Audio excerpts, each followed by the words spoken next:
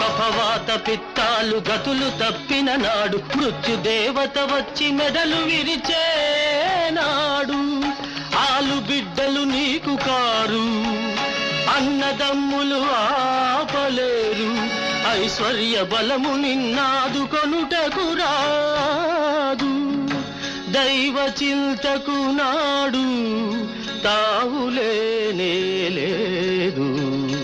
ఎందుకుర నీకింత బాధ జీవా, వినుకోర కడసారి బోధ.